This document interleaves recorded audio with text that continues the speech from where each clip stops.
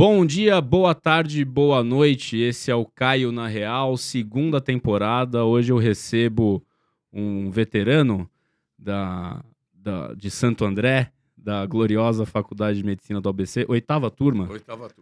Dr. Taki Athanasios Cordazzo, o psiquiatra mais grego do Brasil. E o mais grego dos psiquiatras. E o mais grego dos psiquiatras. Ele que lançou recentemente, em parceria com a Libes, esse livro, Grandes Epidemias e Pandemias. E segmento Pharma. E segmento Pharma. Eu li rapidamente esse livro, é gostoso, tem muita história. Você é uma pessoa que pesquisa muito sobre a sua ancestralidade e gosta muito de história, né? Eu estava vendo recentemente a sua entrevista no Jô. Quando o Jô faleceu, né? Infelizmente teve essa grande perda. Eu vi que você postou a foto quando você esteve lá. E aí fui correr atrás da entrevista. E ele começa a entrevista falando muito da sua ancestralidade. Né? Eu estive com o Jô algumas vezes. E o interessante é que ela pega alguns pedaços. A primeira vez que eu fui ao Jô, eu estava começando o primeiro grupo brasileiro, junto com o professor Valentim, professor Lotufo, Márcio Bernic e Laura, o Amban, primeiro grupo de pânico do Brasil. Legal. E ninguém falava em pânico no Brasil, aí eu fui ao Jô falar de pânico, um tempo depois fui falar de bipolar, e aí a terceira entrevista foi essa. Que bacana isso. Essa que você viu. E você é coordenador da assistência clínica do IPQ, da USP, coordenador do Ambulim, de transtornos alimentares. Essa sua ancestralidade, esse seu gosto pela história, teve alguma certa influência na sua escolha pela psiquiatria? Teve sim. Eu sempre gostei da área de humanas. Eu sempre escrevi conto, escrevi poesia, gostava de literatura, gostava de história, filosofia grega, rabiscava um pouco. E eu ficava muito indeciso durante a gente chamava de colegial. Como é que chama isso hoje? É ensino médio. Ensino médio. O que eu ia fazer? Porque eu gostava da área médica, eu era um asmático grave, então eu era frequentador de pronto-socorro. Meu pai me levava quase todas as noites para pronto-socorro. E eu gostava da área médica, mas ao mesmo tempo eu gostava da área de humanas. E aí fiquei pensando, bom, mas se eu fizer medicina e estudar um pouco essa coisa da mente, etc., eu faço algo que junta as duas coisas. Aí fui fazer medicina. Sim. Mas não foi uma escolha fácil. Pela psiquiatria? Ou pela medicina? Pela medicina. A gente tinha tido um problema pessoal, familiar, e meu pai tinha tido uma queda socioeconômica muito grande. A gente tinha perdido tudo que tinha. E aí eu continuei estudando. Eu estudava no Dante. E o Dante me ofereceu... Eu estudei no Dante. Você estudou no Dante? Um ano só. Fiz o prézinho. Eu estudei no Dante com uma bolsa de estudos. Né? E a hora que eu estava terminando o Dante, fazendo cursinho, a situação da minha família era um pouco ruim. Então eu pensava, bom, preciso fazer alguma coisa para sair ganhando dinheiro logo para bancar essa família. Pensei em odonto. Mas aí... É claro que isso é um absoluto preconceito e não é real, mas na época eu pensei o seguinte, não, mas odonto eu vou ficar vendo o mundo através de um negocinho desse tamanho pequenininho. Não, falei, bom, eu vou fazer medicina e vou dar plantão. Então fui fazer medicina no ABC, onde fizemos, e desde o primeiro ano comecei a trabalhar em laboratório clínico e ficava, bom, que especialidade agora? E psiquiatria era algo que eu gostava muito. Que legal, que bacana. Alguma inspiração lá na faculdade pela psiquiatria? Então, a gente teve aula... Você teve aula com o professor Fraletti? Não tive, mas eu conheço, ouvi muito falar dele. Né? Todo o pessoal da velha guarda, né? Sem nenhum preconceito aqui para te chamar de... Não, eu sou da média guarda. Eu sempre ouvi falar dele. Né? Então, o professor Fraletti era um indivíduo que... angariava grandes amores e grandes ódios. Pelos alunos. Os alunos tinham por ele veneração e, ao mesmo tempo, faziam um voodoo dele. Porque ele era um cara que dava uma aula de 4 horas, todo mundo sentado, ele fumando cigarro, ele ficava no corredor entre as 2 filas, para frente e para trás, para frente e para trás, lendo. Ele lia durante 4 horas. Às vezes ele dava umas estericadas. Então, quando alguém falava de alguma coisa mais liberal, ele xingava, ele dizia que se a senhora quiser fazer isso, a senhora faça, mas mulher de bem não faz. Algo bolsonarista. Desde aquela... Já tá uma sementinha. Era uma coisa da... Mas ele era um cara que despertava nas pessoas muito interesse pela psiquiatria, tanto que a nossa escola tem um grupo de psiquiatras muito grande, né? Sim. Professor Gatasti, titular, né? Lá na USP. Arthur Guerra. Na Escola Paulista, né? O Lotufo. O Jair Mari, que é professor titular da Escola Paulista. Alexandrina, tem muito psiquiatra. Tem muita gente boa. O Francisco Assunção, que faz infantil. A gente, modéstia à parte, né? Pelo amor de Deus. A gente... né? É uma escola que deu origem a muitos psiquiatras. E, sim, acho que isso era algo que me despertava. Eu gostava da clínica, mas psiquiatria era algo que me fascinava desde o início. Eu imagino que ele ficava lendo o quê, Taki? As consultas do Jaspers, a psiquiatria mais clássica, que era muito descritivo. Isso, ele pegava o Jaspers, que é um livro, quem não conhece, é um livro de psiquiatria em 2 volumes. O Karl Jaspers foi um cara que escreveu um livro de psicopatologia no início do século XX, acho que é 1913, 16 e tal. E depois virou filósofo. Né? Ele abandonou a psiquiatria. Mas ele deixou um tratado de psicopatologia que era revolucionário. Ainda tem coisas extraordinárias. No DSM ainda tem muito do Jaspers. Mas o Jaspers sempre foi muito mal traduzido para o português. Não sei se você lembra, a tradução do português era horrorosa. Era uma coisa difícil de ler. Assim. Difícil.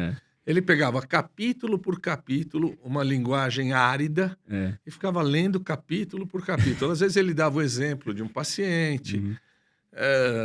Então, nesse fogo cruzado havia afetos e inimizades e brigas, mas o pessoal ficava absolutamente encantado com aquela discussão. Você ia bem de nota na psiquiatria? Ia muito bem em toda a faculdade. Eu modéstia à parte, né? eu ia muito bem. Eu tinha um grande interesse por pneumo, porque eu sou um asmático grave. Hemato, a gente tinha um professor Barreto lá, que era um grande professor. Barreto usava um cavanhaquezinho a lá Vladimir Ilyich Ulyanov, vulgo Lenin. Ele usava um cavanhaquezinho maravilhoso. Era um cara... Eu gostava muito da clínica médica. E psiquiatria... Psiquiatria junta tudo isso, né? Psiquiatria junta, quer dizer... Na verdade, você... Vou perguntar ao vivo, quantos anos o senhor tem? 34. Nossa. Sou um bebê. Você é um bebê, eu tenho 30 anos mais do que você. Quando eu me formei, a psiquiatria era uma psiquiatria eminentemente psicanalítica, psicodinâmica. Eu faço parte de uma geração que começa em 81, 82, eu vou usar um termo do Kant, houve uma revolução copernicana, 180 graus na psiquiatria. A psiquiatria passa a pesquisar mais, a falar mais em medicina, a começar com os estudos clínicos mais evidentes no Brasil. A psiquiatria começa a migrar de uma especialidade muito psicodinâmica, muito pouco respeitada dentro da medicina, para uma especialidade que começa a não abandonar as possibilidades psicodinâmicas, mas começa a se aproximar cada vez mais da medicina. Sim. Não é do seu tempo, mas os caras diziam que quem sabe tudo, mas não faz nada, é clínico. Quem faz tudo e não sabe nada é cirurgião. O psiquiatra é o cara que não faz nada e não sabe nada.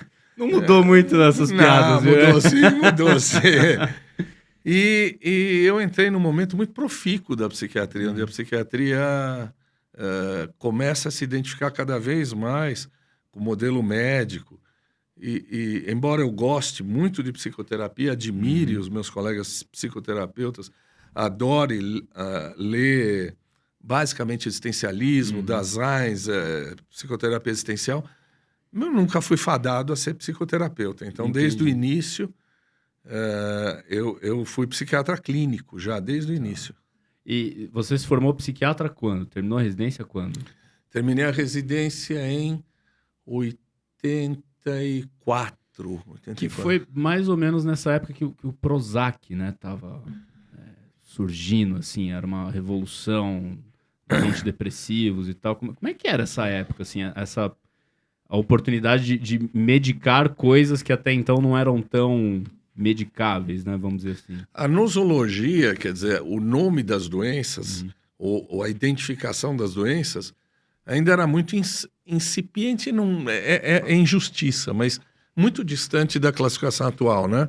Nós estávamos eu me lembro de ter pedido para um amigo, foi para os Estados Unidos, eu acho que estava no R2, me traz o DSM-3 que tinha saído. E a gente já tinha acesso não apenas ao clássico, a gente estudava espanhol, a gente estudava Alonso Fernandes, eu me lembro de estudar Evolution Psychiatrique, que era em francês. O EI, né? O EI, é isso, Evolution Psychiatrique. E aí a gente já começava a comprar a peso de ouro e receber em algumas bibliotecas as revistas inglesas e americanas. Então houve uma grande evolução nesse momento. E já existiam os tricíclicos, né? Os tricíclicos e os inibidores da MAO, que hoje ninguém usa porque tem medo. Você sabe que hoje eu fico mais ligado aos meus residentes que passam na enfermaria transtorno alimentar, mas eu não deixo de fazer psiquiatria clínica geral. Então, dou aula de farmacologia, discuto depressão, discuto bipolar, discuto tudo, mas o que a gente vê é que ficou um enorme medo de usar drogas que são extremamente potentes para casos resistentes. Por exemplo, Parnat, né, tranilcipromina, que é o inibidor da MAO, os tricíclicos. Tricíclico ainda é um padrão ouro para muitos quadros psiquiátricos, mas o pessoal morre de medo. Então, muito efeito colateral. Não, isso é perigoso. Vai ficar gordo. Bom, mas isso pode ficar gordo com serotoninérgico também, com qualquer coisa. Eu me lembro, eu fui dar uma aula, olha, talvez 20 e tantos anos, 30 anos, e num quadro de pânico resistente na discussão, eu sugeri usar clomipramina, que para mim se não melhora com nada, vai melhorar com clomipramina. E alguém levantou e me perguntou se não era antiético usar tricíclico naquela época do campeonato. Meu Deus. Não, ou seja, as pessoas ficaram com medo, abandonaram. E eu acho que esse é um dos grandes problemas, né? Você não acumular toda a experiência anterior. Né? Você achar que a modernidade lhe trará tudo, todos os dados possíveis. Psiquiatria é importante nisso, né? Eu fico pensando, se o cardiologista for ler os primeiros relatos cardiológicos, etc., isso é por puro diletantismo, não é? Por curiosidade. Mas se o psiquiatra for dar uma lida em alguns dos grandes psicopatologistas do passado, ou reler fenomenologia, ou reler algumas coisas psiquiátricas, esse cara não está fazendo apenas uma mera... não está cavocando o paleolítico, não. Não é uma mera curiosidade. Não é. Você tem muitos ganhos. Por exemplo, se você for dar uma lida no Minkowski, que escreve Le Temps Vécu, o tempo vivido do depressivo, quer dizer, como é que é o tempo que se arrasta no depressivo, como é que é o tempo do maníaco, ou seja, essas descrições são sensacionais. E essas descrições servem muito para você mostrar para o residente que quando o cara faz um caso, ele descreve o caso assim, paciente apresenta alucinações auditivas. Só não, cara. Daqui a 20 anos, você não sabe o que você viu. O cara não sabe o que viu. Você não pode falar, você não pode dar um diagnóstico. Você tem que descrever o que o paciente está te contando. Porque daqui a 20 ou 30 anos, o cara pode olhar e dizer assim, peraí, mas isso hoje não é entendido dessa maneira. Olha como era descrito dessa maneira. Se você dá um nome, você coloca uma lápide ali, você bota uma mármore e nunca mais ninguém consegue usar esses dados, porque eu não posso confiar cegamente. Exatamente. A psiquiatria é diferente por conta disso, né? A gente precisa ainda dessa descrição. A gente precisa disso, a gente precisa ser fiel ao que o paciente fala. Eu roubei, você sabe que eu roubei o EI lá da Santa Casa? Até hoje eu não devolvi. Peraí, mas isso vai dar cana. Não tem problema, era do professor Eli, que também fez ABC. O Eli? O Eli. Eu roubei Eli, um dia eu vou te devolver, tá lá no consultório. Mas o Eli pneumo? Não Eli Fiz, o Eli Calfá. Eli Calfá, psiquiatra. Sei. E aí eu peguei esse livro e às vezes eu ainda dou uma folhada nele para olhar como que as pessoas descreviam esses quadros antigamente, porque a riqueza de detalhes, ela faz diferença na prática clínica, muita. Né? Do psiquiatra. Né? Vou usar o termo até um pouco exagerado, mas é muito romântico ler esses textos, não é? É muito bonito, tem uma afetividade, tem uma elegância, é muito bonito ler isso. Só que hoje o psiquiatra está com pouco tempo, né, Taki? Como é que a gente faz isso na prática clínica, né? Como é que, por exemplo, você deu o exemplo do residente, né? O cara tá lá no hospital, tem que fazer um monte de coisa, não sei o quê. Como que a gente une, né, essa coisa mais descritiva, mais romântica da psiquiatria com a dinâmica mais corrida aí que a gente tem hoje em dia? Eu não sei responder isso. Eu tô lembrando, nesse final de semana, eu estive no grupo docente aí que deu um curso sobre transtorno da compulsão alimentar e estávamos discutindo com endocrinologistas, por exemplo, o uso de drogas, lisdexanfetamina, drogas para compulsão. E aí, o colega endocrinologista disse que não, porque o endocrinologista tem que fazer uma boa anamnese, tem que investigar se o paciente tem antecedentes psiquiátricos, porque aí ele não vai usar, etc. Levanta um rapaz absolutamente adequado e diz assim: como é que eu vou pesquisar se esse cara tem uma doença psiquiátrica em 15 minutos, sendo que eu sou endocrinologista? Eis a questão.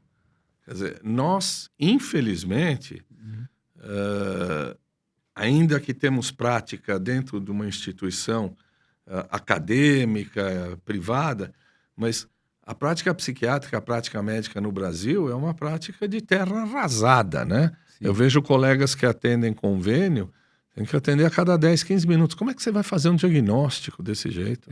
Você medica sintoma, mas você não faz diagnóstico, né? Tem que trabalhar com o que tem ali, né? Tem que trabalhar com o que tem. Possível, né? E eu acho que isso torna a nossa profissão menos nobre, menos bonita, menos estimulante. Eu acho que... Pode falar palavrão aqui, né? Então, pode. Eu tenho uma questão... O saber, para mim, é muito estético. O saber dá tesão. É estético quase como uma bela mulher. É estético demais. Então, eu tenho muito prazer em ler. Essa é uma dificuldade, infelizmente, de muitos dos nossos colegas que estão correndo de um lado para o outro e não tem essa possibilidade de contemplação que a gente tem muitas vezes, né? O Nelson Mota postou esses dias, eu tenho tesão pelo seu cérebro, deixa eu dar uma lambida no seu cérebro, nessas curvas. Eu achei sensacional. Não tem isso? Alguém que tem tesão pelo intelecto? Não tem o nome isso? Eu acho que não. É um transtorno? Não. Na minha idade é até um benefício, né? Porque do ponto de vista estético só me resta o cérebro. Você acha que esse tempo reduzido assim, de trabalho, essa falta de romantização, das capacidades mais descritivas dos quadros clínicos, isso tudo contribui para uma medicalização excessiva das pessoas ou não? Eu acho que você empobrece a linguagem, né? Quer dizer, quando você empobrece a linguagem, você empobrece também o afeto e a possibilidade de ponte afetiva e de entendimento, né?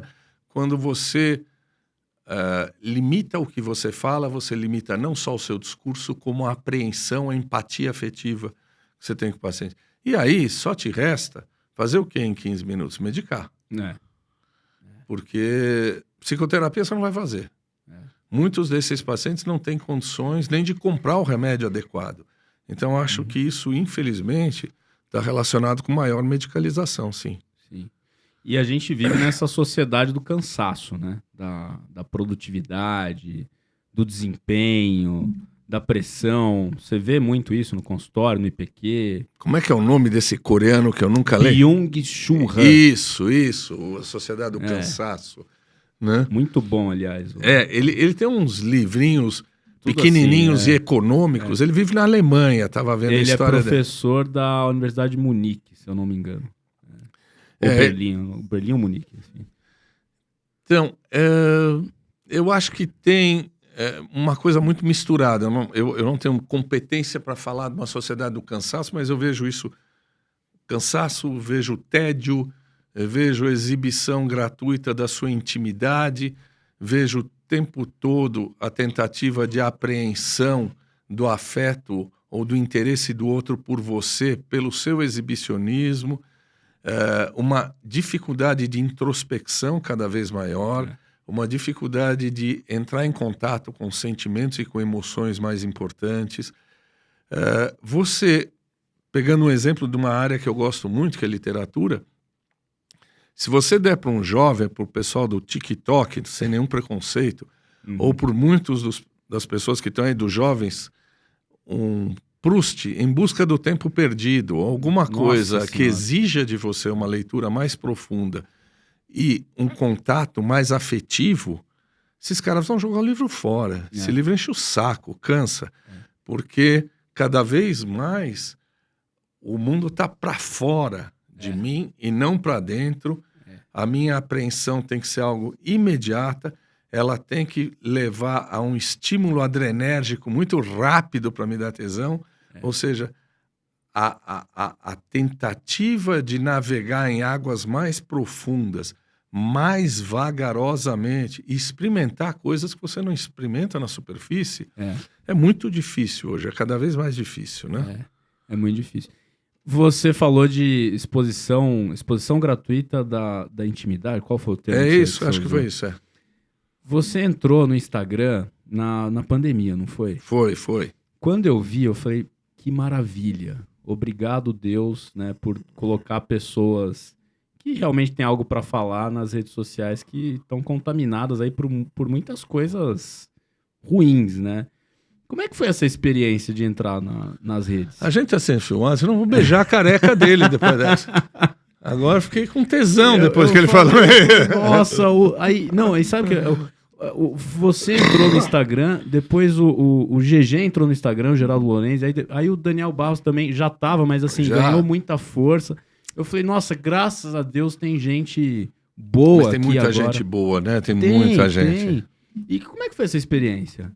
Você cresceu muito rápido ali. Né? Bom, não sei. Eu comecei timidamente fevereiro, março de 2020. Foi o início da pandemia, não foi? Fevereiro, março de 2020. Março de 2020. 16 de março de 2020 foi o decreto, né, do isolamento e tal. Não sei, foi alguma coisa que eu falei, eu preciso mudar alguma coisa na minha vida. Tá. Eu, até então, e deixo claro que continuo estudando, continuo escrevendo, mas eu tinha uma atividade muito, muito, muito acadêmica e de consultório. Tá. Lá atrás, no início da minha residência, eu estava ligado a grupos que estudavam Marx, eu pertencia a alguns grupos do PCB, cheguei a distribuir a Voz da Unidade na época, etc. E depois, até porque tive que assumir um monte de coisa familiar, e pelo prazer da psiquiatria e da medicina, eu resolvi ficar só na medicina. Mas lá para fevereiro, março, eu achei que a gente estava vivendo um momento muito perigoso do país e da humanidade. E falei assim, eu estou fazendo pouco. Tá. Aí eu começo a ver, os caras meteu o pau na ciência, meteu o pau na medicina, meteu o pau na literatura, meteu o pau nas humanidades. Eu começo a ver um indivíduo que se a gente der diagnóstico, o CRM processa a gente, não é verdade? Você não pode dar diagnóstico para alguém que você não examinou. Aliás, você também não pode dar o diagnóstico para alguém que você examinou, não é verdade? Você não pode falar nada. Mas a gente começa a ver gente que sai... parece o flautista de Hamelin, quer dizer, ele vai tocando assim, sai todos os ratos de todos os esgotos e invadem a nossa vida. Eu falei, bom, deixa eu fazer alguma coisa agora que me comprometa a lutar por algo que eu acredito. Eu comecei a convidar primeiro amigos que topavam serem entrevistados, né? Marcelo Cortella, meu amigo, algumas outras pessoas começaram a entrevistar, Monja Cohen, depois eu comecei a falar, bom, eu vou falar não só de medicina, vou falar de filosofia, vou falar de democracia, vou falar de povos indígenas, vou falar de nanismo. Entrevistei uma menina maravilhosa falando preconceito. E aí eu comecei a usar o meu Instagram para falar não só de medicina, ele tem um pouco de medicina, mas muito de humanidades e de democracia, e de me colocar. Eu não sei te dizer se o saldo final afetivo, e eu não sei se é o final a gente só sabe lá na frente, é bom. Mas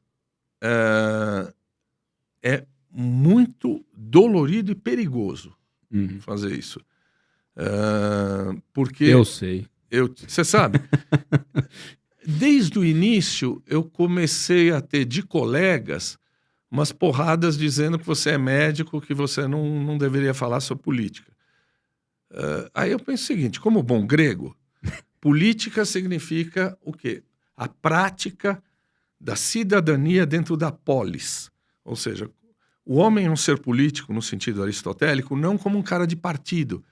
Político no sentido de que fala e se interessa pelo bem comum. Portanto, eu sou um ser político, sim. Claro. Falar de medicina hoje... eu escrevi um artigo na Cult, acho que foi em maio de 2020, dizendo assim, não tem respirador para todo mundo se essa coisa evoluir. Maio de 2020, não tinha nem acontecido isso. E aí a gente percebe, você, tenho certeza, compartilha disso, não dá para falar de medicina sem falar de democracia, sem falar de distribuição de verbas para a saúde. Como é que se loca verbas na saúde pública ou você beneficia os planos de saúde e a medicina privada? Não se pode falar, portanto, de medicina sem saneamento básico. Não se pode falar de medicina sem economia. Né? Nesse artigo eu dizia, cara, os caras mandaram embora, eu não vou lembrar na época, 8 mil ou 6 mil e pouco médicos cubanos do Brasil e deixaram uma enorme área sem assistência médica. Né? O que aconteceu na Amazônia? Desastre total. Um desastre total. Quer dizer, não dá mais para eu falar, assumir um purismo médico sem entender que isso tem toda a nossa inserção social. Então, eu fui muito criticado por colegas. Teve paciente que escreveu para mim dizendo assim... Não volto mais. Não sei se eu vou continuar com você, porque eu estou achando que você está muito político. Tá. Falei, olha, fora do consultório, eu falo o que eu quero. Né? Alguns achando que a minha competência técnica tinha diminuído. Tá. Falei, ó, cara, nesses 2 anos eu publiquei 3 livros, está mais um 4º vindo aí, um monte de trabalho publicado. E o trabalho acadêmico ativo, né? Trabalho fora acadêmico das redes sociais, né? O tempo todo. Ameaças, várias, recentemente uma, né? Você trouxe sua segurança para o prédio? Não, acho que esses haters, eles são mais corajosos na internet do que... Né? Não estou fazendo aniversário, não tem foto do Lula aqui, ninguém vai entrar dando tiro na gente, não é assim? Com um trator aqui dentro, nada disso. Né? Mas eu acho que eu me beneficiei muito dessa possibilidade, mas eu estou pagando um preço por isso. Um dos grandes benefícios foi... você falou do Jô. Às vezes que eu fui ao Jô, eu sei, ele tinha uma equipe maravilhosa que ia no seu consultório e te entrevistava antes da entrevista. Eu não tenho isso. Quer dizer, eu vou entrevistar É freestyle. Vou entrevistar o professor Vladimir Safatli na segunda-feira. Eu vou estudar, fazer as minhas coisas, mas depois da meia-noite a uma e pouco, toda noite, eu vou ler os livros dele para conseguir bater papo com ele. Isso é maravilhoso. Você aprende tudo, muito tudo. Você aprende muita coisa fora da medicina. Muito. Evolui como profissional. Evolui como profissional, como homem. Então, é sofrido, porque eu tenho que ler de dialética, né, a semiótica, a situação dos índios, dos povos originários no Brasil, temas que eu não conheço. Eu ia entrevistar uma menina agora que ela fez uma tese sobre linchamento. Que interessante. Como é a dinâmica do linchamento. Eu fui estudar isso. O problema é que você colocar determinados termos no Instagram, ele bloqueia. Tem que colocar númerozinho, assim, às vezes. Tem que colocar alguma coisa do tipo assim, julgamento público. Né? Sem graça. Quer dizer, você vê uns caras falando e xingando e provocando um monte de gente, quando você bota um termo desses, o cara te bloqueia. Então, esses dias eu escrevi cocô. Fui meio que censurado, assim. Não teve tanta visualização e tal. Achei esquisito. Eu não sei o que eu coloquei nos últimos dias, que eles me proibiram de fazer live. 2 lives eu tive que entrar na justiça? No Instagram do convidado. Ah, tá, entendi. Não entendi. Mas eu conheci muita gente. Conheci muita gente legal, aprendi com muita gente das humanidades. Esse país, certamente você é mais jovem do que eu e tem uma mente muito mais elástica que a minha, mas você faz medicina 40 anos, como eu agora, e... Um pouquinho de água? Você faz medicina 40 anos, como eu agora, você pensa médico demais, né? Aí você fala... Você pensa, bom, os grandes nomes brasileiros são médico tal, médico tal, médico tal. Você olha assim, tem infinidade de gente boa. Gênios brasileiros. Parece uma tolice o que eu estou dizendo, né? Mas em todas as áreas, quer dizer, política econômica, relações internacionais, filosofia. Esse país é um país maravilhoso em termos de gente, genial, competente, né? E a gente fechado em medicina muitas vezes não tem interlocução com essas pessoas. Né? Não tem. Eu tenho a mesma sensação que você. Quando eu comecei um trabalho mais intenso no digital, né, vamos dizer assim, eu acho que eu evolui mais. Você conhece muita gente, você é forçado a estudar coisas que estavam meio engavetadas ou jamais você cogitaria estudar. Isso é uma evolução absurda, né? Absurda. Mas o Caio, na real, não é só área médica, não é? Você tem outros desmembramentos? Eu gosto muito... Eu tenho gostos diversos, né? Eu gosto muito de rock, de blues, de gastronomia, só que agora a gente está focando mais os nossos conteúdos para médicos, né? Só que eu acho que o médico, ele, mesmo quando ele é impactado, né, por esse tipo de conteúdo, ele tem que ter algo a mais também. Ele tem que sair um pouquinho da medicina muito quadrada, vamos dizer assim. Eu acho que... Tanto é que nos nossos cursos a gente procura sempre colocar, isso vem muito de mim, colocar um pouco de história, né, da medicina.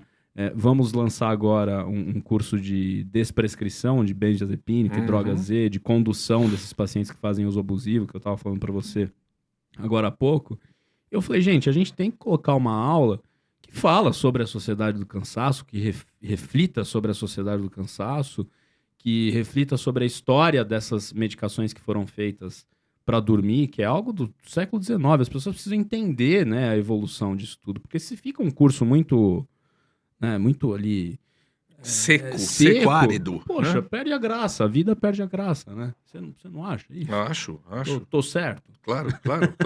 Esse é um molho, né? Você gosta de gastronomia, eu tenho uma filha que trabalha com gastronomia, esse é um molho. Poxa. Né? Você está com um livro meu aí, mas eu queria falar um pouquinho antes desse, disso que você está falando, dos 3 livros que eu escrevi com o meu brilhante amigo, sócio, Daniel. que você vai trazer aqui, o Daniel. Vou. Né? Eu já fiz 2 convites para ele. Ele tá o Dani relutando. É fogo, viu, cara? Nós escrevemos, durante a pandemia, um e-book que está de graça, aí pode ser baixado, e 2 livros anteriores chamados Personagens ou Pacientes. Brevemente, a gente escreveu alguns capítulos, mas a gente também convidou alguns caras próximo você vai ter que entrar. Poxa, com muito prazer. Escuta, é o seguinte, escolhe um livro, pode ser um clássico de preferência ou não necessariamente, da literatura que você diga assim, este é um livro que todo profissional de saúde mental ou alguém interessado nas emoções humanas tem que ler. E por quê? De modo curto. Então, Crime e Castigo, breve biografia, né, do Dostoiévski, depois breve enredo, por que você deve ler esse livro? Em 2 páginas. Né? Olha, o número de colegas psiquiatras, psicoterapeutas, que se recusou foi enorme. Com o seguinte argumento, faz tempo que eu não leio nada fora da medicina. O que é horrível, desculpe. Eu digo o seguinte, você pode... não é que... vamos tentar construir a frase. Você pode ser um excelente cardiologista, você pode ser um excelente ortopedista, sem nunca ter lido Kafka. Sim. Mas você não vai ser um grande psiquiatra se você não tiver lido coisas além do biológico, do psicodinâmico. Quer dizer, ao psiquiatra é exigido um conhecimento humanístico muito maior. E você sabe que muitos desses caras, desses grandes escritores, descreveram estados da emoção de maneira muito mais profunda e muito mais precoce do que muitos psiquiatras, não é? Exatamente. Esses caras têm um olhar que tiveram e têm um olhar que você aprende com eles. Então, o psiquiatra não pode deixar de ser um homem que... Nós temos que ler romances, né? Nós temos que ler romance. Você deve ter lido, há um tempo atrás, teve um trabalho mostrando o seguinte, que mais ou menos isso, eu posso estar enganado nos detalhes, mas é assim, indivíduos que leem romance versus indivíduos que leem apenas livros técnicos, os caras que leem romance têm maior capacidade de empatia, têm maior capacidade de entender o afeto, a emoção do outro. Ou seja, num livro, você vive 1000 vidas além da sua. Não é? Você o tempo todo está precisando olhar para o sapato do outro, o tempo todo está precisando entender emoção. Eu acho que isso é fundamental para a gente como psiquiatra e como ser humano. Né? Muito, muito. Esse livro aqui é diferente, né, Taki? Ele é Qual que foi a inspiração, além do motivo óbvio, né? Qual que foi a inspiração? Esse livro é o Grandes Epidemias e Pandemias. Eu já tinha escrito alguma coisa sobre o início dessa pandemia. Eu já tinha feito algumas leituras e até falado no meu Instagram um pouco das epidemias ao longo da história. E aí estava batendo papo com alguns amigos e eles falaram, pô, por que você não bota isso num livro?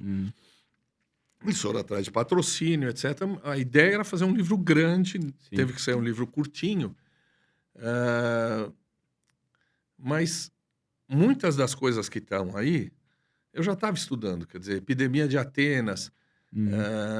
Me fascinou, muito antes desse livro, pensar o que um grande líder pode ser no momento de crise. Né? Não estava cabendo o discurso todo do Péricles. Aí eu falei, não, vai ter que caber um pedacinho. Porque na Epidemia de Atenas tem a oração fúnebre dele, onde ele diz assim, que nós temos que chorar os nossos mortos, mas os filhos deles, a partir de agora, serão educados por conta da polis. A polis vai sustentar essas crianças a partir de agora. Ou seja, ele fala da democracia. É algo extraordinário você imaginar que no meio de uma catástrofe, o cara que comanda aquela polis, aquele país, ele vai e fala para o povo o quanto ele está... Aliás, ele morreu... Ele e os 2 filhos morreram da própria peste de Atenas. Né? O quanto o Estado é responsável.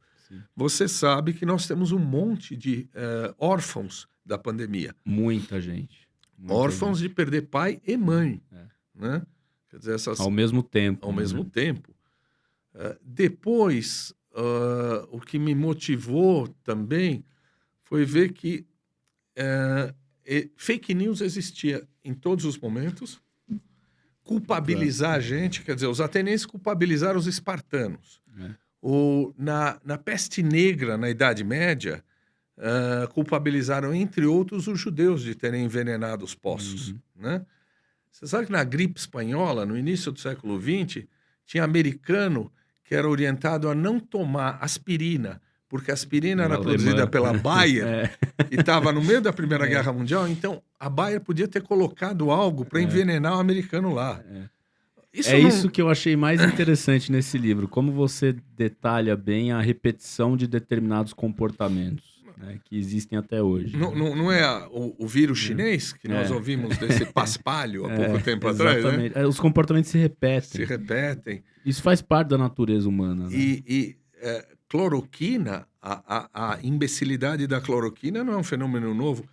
Você leu aí, acho que está aí, na gripe espanhola, os caras vendiam as mais diferentes poções, entre elas, cachaça, mel e limão, a famosa caipirinha, que foi um dos remédios usados para poções mágicas ao longo de toda a história. Então, o comportamento humano não foge tanto assim de uma coisa estereotipada. Ele atravessa épocas, mas ele repete um pouco as mesmas velhacarias. Né? Não é nenhuma novidade. Não é novidade. Esses comportamentos aí que estão relacionados mais a charlatanismo, né? Essas coisas. Com a internet, eu vejo muito isso na medicina. Né? Existe muito charlatanismo. Você vendeu um soro que desintoxica, que melhora a imunidade. Você vendeu um suplemento alimentar que vai melhorar a sua saúde mental, sua performance cognitiva. Isso na internet está um horror. O que você acha disso? Eu acho que as pessoas estão em busca de soluções fáceis, soluções fora da área médica, quer dizer, um certo descrédito. Isso sempre existiu, mas isso está demais. Quer dizer, no meio da pandemia, os caras fazendo ozonioterapia. Pois é.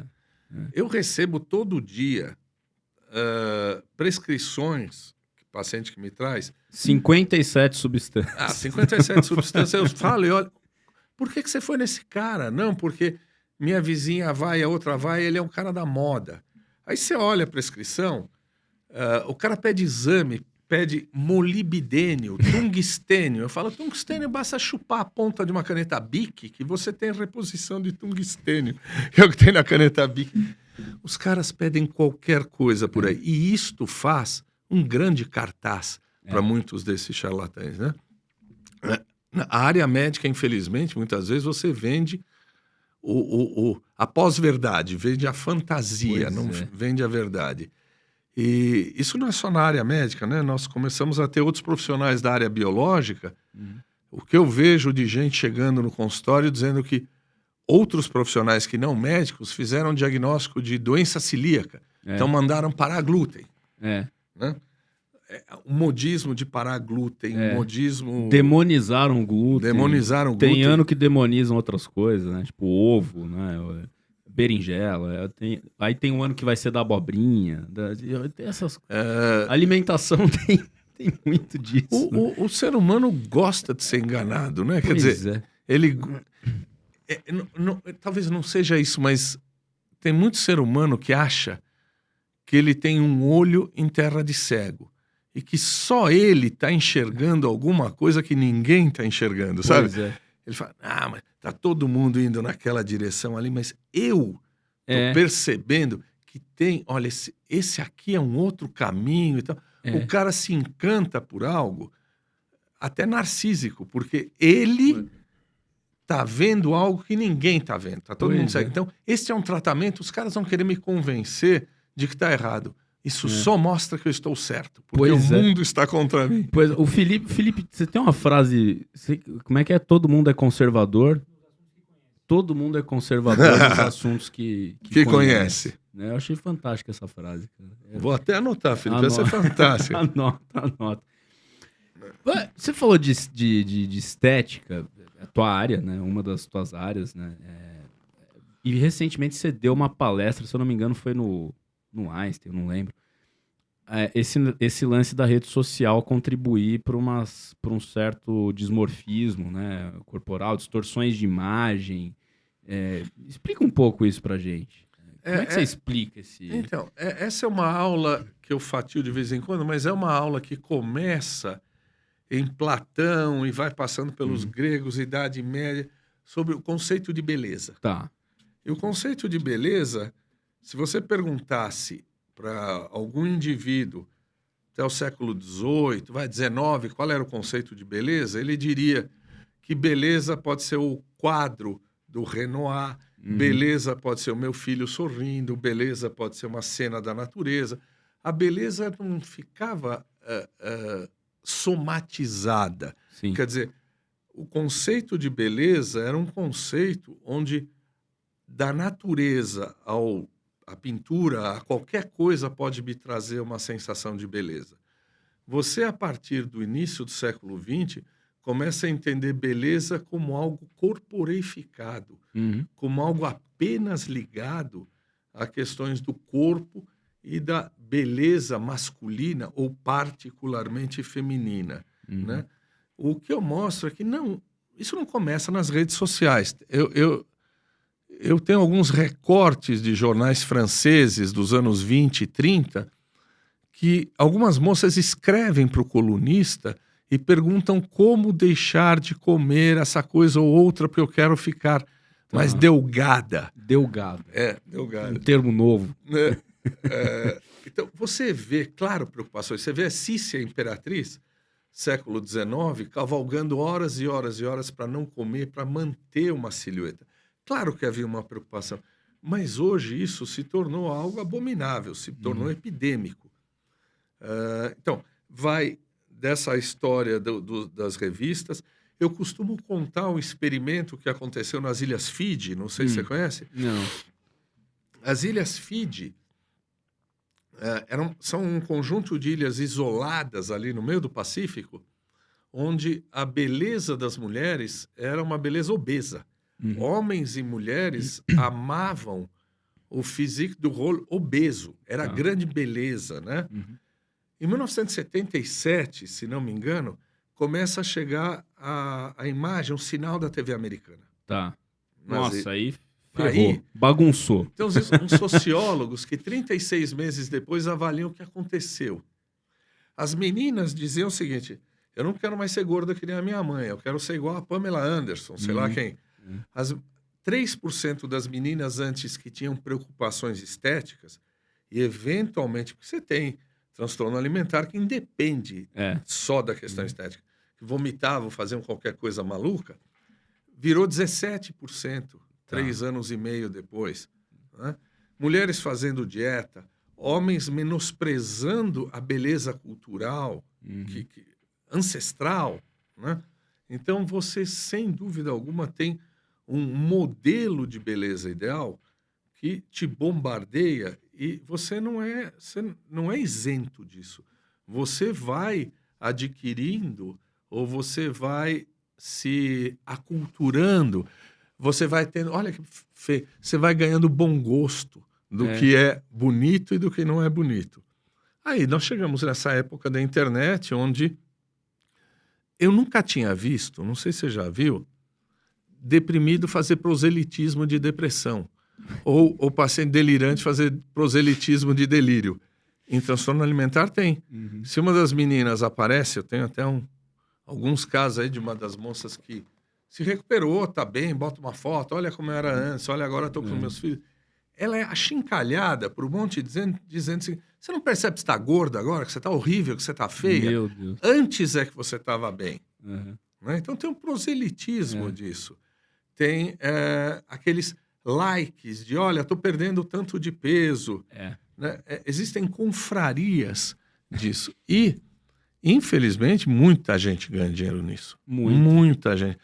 A indústria da moda, a indústria da dieta, talvez junto com drogas, né? Ou com drogas, eu digo, as ilegais e as legais, são os grandes mercados. Né? Pensando o quanto essas pessoas ganham muito para fazer isso. essa aula, inclusive, eu chego no Bauman, né, onde a coisa... O que eu digo é o seguinte, a indústria da moda não quer fazer a mulher feliz. Ela quer fazer você feliz por um breve tempo, muito breve tempo. Porque senão, você não vai comprar o próximo produto. Então, a todo momento, a sensação de beleza que eu te dou deve ser intensa, mas fugaz. Porque você tem que passar para o próximo produto e para o próximo tratamento e para a próxima coisa. Isso é muito cruel nos dias de hoje. Por que desculpa a ignorância, que eu não sou um grande conhecedor da cultura grega, né? Mas você vai lá e nem da romana, assim, mas você vai para a Grécia, para Roma, você entra nos museus, aquelas estátuas enormes de homens boladões, né? Tudo definido, musculoso, tem uma certa semelhança com o padrão que se idealiza hoje? Muito menos musculosos do que os caras de academia de hoje, né? Mas, pô, estátua de Davi, por exemplo, o cara é enorme. O que acontece, e essa é uma coisa do Platão, é dizer o seguinte, que aquela estátua não representa a beleza. Tá. Ela é uma pálida imagem de uma beleza ideal. Tá? Então, quando o homem faz uma estátua, quando o homem faz uma representação, ele está tentando se remeter ao mundo das ideias, a beleza ideal. Tá. Aquilo é inalcançável, aquilo não é um padrão de beleza real. Né? Então, ele diz, aquela estátua empobrece o mundo ideal, o mundo das ideias, e eu te digo, e pode dar um péssimo exemplo para quem acha que aquilo é, de fato, o ideal de beleza. Né? Então, que os gregos têm, até hoje, a mesma palavra para belo e bom, kalos. Kalos em grego quer dizer belo e bom. Né? E na filosofia platônica, o belo e o bom são a mesma coisa. Tá. Não existe beleza sem o bem e não existe bem sem a beleza. Então, no mundo ideal, o bem e o belo estão absolutamente juntos. Quando o escultor faz uma estátua, ele não está representando alguém real ou alguém que pode, embora ele use modelo vivo, ele o tempo todo está representando um padrão de beleza ou a ideia da beleza platônica, a ideia da beleza no mundo das ideias. Então, essas estátuas devem ser entendidas como algo que te remete a um ideal de beleza, mas que não é para ninguém imitar, não é para ser alcançado. Entendi. O Brasil tem aí, acho que se eu não me engano, mais de 50% da população sobrepeso, obesa. É menos, né? Obesidade e sobrepeso não é 20%, 25%? Acho que obesidade 30%, sobrepeso 50%, alguma coisa. Enfim. É menos. Números absolutos, acho que é muita gente. É muita gente, é muita gente, sim. Com tanta informação que a gente tem hoje, né? Com tantos recursos que a gente tem hoje, por que só está aumentando obesidade e sobrepeso? Então, nesse último curso, um colega ou uma colega começou a falar disso, etc., do Brasil, e eu falei, peraí, pessoal, tem as duas coisas. Tem 30 milhões de pessoas com fome no país. Isso mudou. Né? Mas, vamos deixar isso de lado. O que acontece é o seguinte, se você for dar uma olhada nos grandes obesos, até um tempo atrás, porque essa história da pandemia mudou tudo, não são as classes mais privilegiadas. As classes mais privilegiadas com grana, o índice de obesidade é pequeno. Muita atividade física, muito controle, né? Você tem médicos, muitos recursos para cuidar. O Brasil estava tendo um índice de sobrepeso e obesidade grande, basicamente nas populações mais pobres, porque estava consumindo muito carboidrato barato, bolacha, processado, ou seja, isso está barato, então população com menor recurso compra de monte. E isso vai levar à obesidade. Quer dizer, Você está dando uma alimentação ruim, o cara só tem aquilo, ou aquilo é uma das possibilidades dele comer, é uma alimentação ruim, que vai dar ganho de peso, que vai acabar com a saúde dele, né? Então você está tendo a obesidade do pobre. Né? Rico não é obeso. Né? Rico tem muita condição de ficar fininho, né? De usar os seus recursos para comprar bolsa, para fazer atividade física, etc. Infelizmente, a obesidade do pobre é uma obesidade miserável, porque é uma obesidade da desnutrição. É uma desnutrição. Mudou tudo agora, mudou, né? Deve ter mudado, a gente não tem números disso, mas, obviamente, nosso problema hoje é fome, né? Sim. Os transtornos alimentares, na época que você se formou psiquiatra, já existia muito estudo sobre isso? Como é que você vê essa transformação da compreensão, né, dessas pessoas, da psicodinâmica desse tipo de paciente? Eu quando me formei, comecei a trabalhar com pânico, com ansiedade, com síndrome do pânico, publiquei muita coisa em pânico, e comecei a ficar interessado por um fenômeno que os caras diziam que o cara ganhava peso porque melhorava do humor, melhorava da ansiedade, então ele ganhava peso. Aí eu fui estudar isso mais a fundo e o meu mestrado é ganho de peso induzido por psicofármacos. Qual era o mecanismo que alguns psicofármacos davam ganho de peso? Inclusive, é uma época onde eu começo a falar muito, o pessoal para de dar fluoxetina achando que vai emagrecer. Porque engorda depois. Porque engorda depois, 16, 18% engorda. Se faz isso até hoje, eu falo, isso aqui já no mundo já está abandonado. Então, comecei a estudar um pouco os mecanismos de ganho de peso em paciente psiquiátrico, que ia desde a doença, né, até doença em si. A doença em si, você sabe que antes da era farmacológica, antes de aparecerem os remédios, já havia descrições de pacientes psiquiátricos obesos e diabéticos. Ou seja, uma correlação também provavelmente com a própria doença. A inatividade e algumas medicações, não todas, algumas e uma porcentagem. Eu comecei a estudar essa coisa do como é que é fome, apetite, como é que são os mecanismos centrais. Aí eu fui para um congresso na França de comportamento alimentar levar esse meu paper. Década de 80. Década de 80. E fiquei encantado com vários grupos francês, inglês, estudando comportamento alimentar. Voltei para o Brasil e fui falar com o meu orientador na época, o exemplo de todos os psiquiatras brasileiros, o professor Valentim Gentil. Falei, cara, esse negócio é legal, estou querendo estudar isso. Ele falou, monta um ambulatório. Não, mas não tem ninguém aqui que faz isso e tal, só endócrino, mas é uma coisa assim de internar e ficar dando Amplictil para paciente engordar, não deve ser só isso. Aí eu abri uma bolsa do Conselho Britânico. Tá. Vários candidatos, alguns candidatos levando projetos de esquizofrenia, de bipolar. Eu falei, não, eu vou botar as caras e vou botar um projeto de transtorno alimentar. Ninguém faz no Brasil isso, né? E, embora vários colegas tivessem muito mais competência do que eu, muito mais título do que eu, e provavelmente trabalho melhor do que eu ganhei essa bolsa do Conselho Britânico porque era a possibilidade de começar a fazer algo no Brasil que ninguém fazia.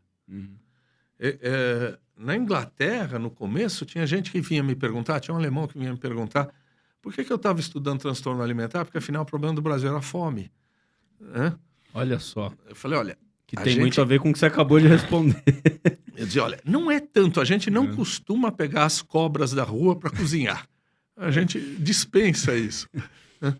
E comecei a aprender com o professor Gerald Russell, que foi o grande cara dos transtornos alimentares, professor titular em Londres, cara que descreveu bulimia, o cara que tem uma história, um homem de uma cultura. Ia ver o cara no congresso, o cara chegava na França, dava aula em francês.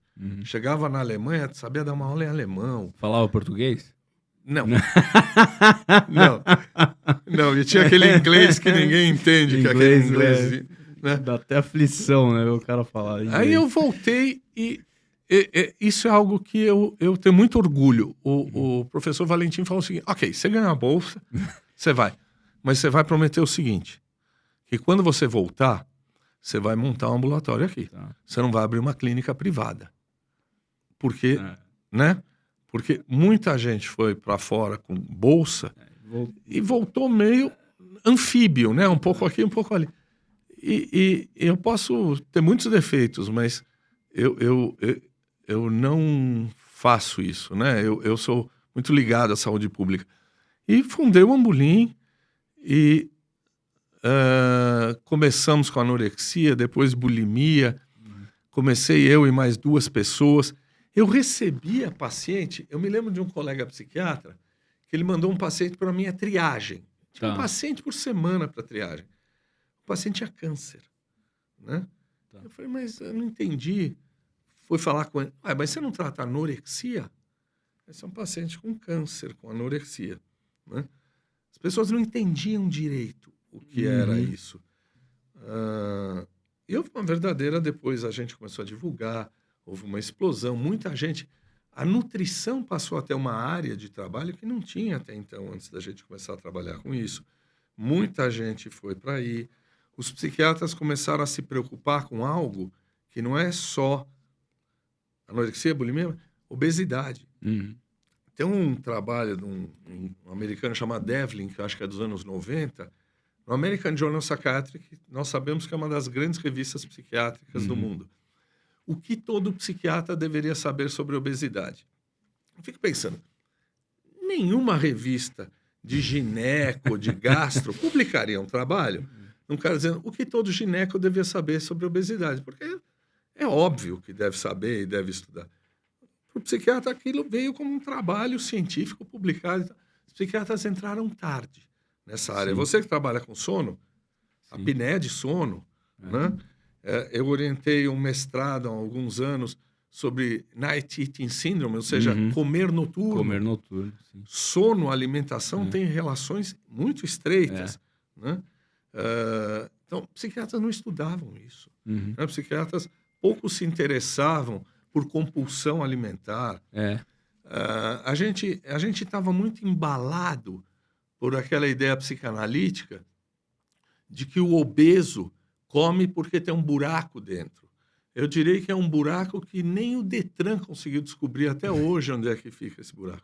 Então, nem Freud explica. Não, nem Freud explica. Uma das coisas que os pacientes perguntam pra gente é: doutor, remédio engorda? Eu vou engordar? E aí você comentou, né, de que caiu nesse mundo porque começou a estudar isso, né? Todo remédio engorda? E por que uns engordam e outros não? Então, você não sabe exatamente por quê. Deve ter questões genéticas, parece que existem algumas predisposições. Só chega mais perto aqui. Deve ter algumas predisposições genéticas, deve ter uma correlação com a doença e também com o remédio. Mas vamos pegar o seguinte. Quando alguém te pergunta, olha, eu vou usar este antidepressivo, eu vou engordar? A chance deste antidepressivo causar ganho de peso é 12%, 13%, 14%. Existem antidepressivos que têm muito maior risco. Existem antidepressivos com menor risco.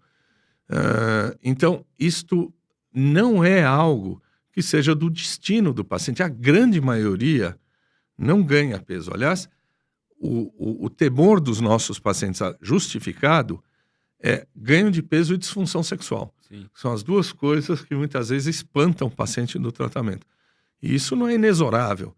Quer dizer, o paciente que começa um tratamento psiquiátrico deve ser orientado pela gente que, olha, você pode ganhar peso. A gente não sabe quem vai ganhar, é um número pequeno, mas então a partir de agora eu meço circunferência abdominal, vamos fazer glicemia, hemoglobina glicada, vamos pegar seus parâmetros. Como é que você está fazendo atividade física? Você tem um controle alimentar?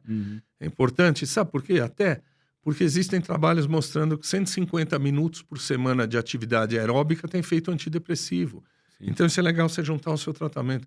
Então, paciente que começa um tratamento psiquiátrico, de imediato, já precisa receber orientação sobre como você vai cuidar do seu peso. Né? Até encaminhar para uma nutricionista se ele precisar de alguma orientação. Sim. Mas tem que ser no começo, porque depois é mais difícil, né, perder peso. Você está muito ligado à saúde pública. Saúde pública está preparada para acolher esses pacientes com transtorno alimentar? Qual o principal desafio hoje em dia? Só tem uma enfermaria especializada em transtorno alimentar gratuita, acadêmica na América Latina, que é a nossa, no IPQ, né, o Ambulim. 10 leitos nós temos, que infelizmente ficou fechado um bom tempo durante a pandemia, mas eu já recebi gente, que já tivemos residentes do Peru, do Paraguai, da Bolívia, já recebi pacientes muito graves do Peru para internar. Pacientes do Brasil inteiro para internar na nossa enfermaria. Não tem uma enfermaria especializada, gratuita, multidisciplinar de transtorno alimentar na América Latina. Centros especializados em transtorno alimentar são muito poucos.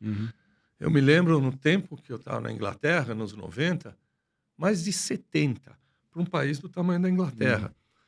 Nós temos no Brasil estruturados em saúde pública que tem pelo menos um psiquiatra, um psicólogo, um nutricionista, que é o básico, 10, 12, talvez 15. Pouco. Muita gente fazendo em clínica privada. Quando alguém me pede supervisão, eu pergunto, é clínica privada ou é clínica pública? É privada. Nós não vamos dar supervisão para clínica privada. A gente vai dar supervisão para quem tem um serviço público acadêmico. Você vem estudar aqui com a gente. Mas é muito pouco ainda. E a gente recebe encaminhamento do Brasil todo. E tem uma coisa. Vamos imaginar que você esteja em Ji-Paraná. Tá. Você tem um cara com depressão. O psiquiatra lá vai tratar. Tem um paciente com anorexia. Ele não vai querer tratar. Ele vai lá para o Ambulim, vai lá para o Rio, vai lá para... Ou seja, infelizmente as pessoas deveriam, o psiquiatra generalista, tratar. Eu falo, pega uma nutricionista, pega um terapeuta, a gente te ajuda daqui como monitorar isso, mas não ficar mandando tudo para cá. Né? Senão a fila fica enorme. Fica enorme, é fila de 2 anos. 2 anos? Para internação ou para consulta? Para internação. Pra internação. Teve um tempo. Eu vou contar até uma coisa pessoal. Há alguns anos, mais de 10 anos, a minha filha, que hoje faz gastronomia, ela no Instagram é Diga-me o que comes. É maravilhoso. Faz moussaka. Faz moussaka, mas ela Diga-me o que comes é a história da gastronomia. Que legal. Ela estava ali meio perdida, uns 15 anos, sabia se era moda, se era não sei o quê. E aí, nas férias, em julho, eu estava sem uma secretária lá, porque a gente paga a secretária.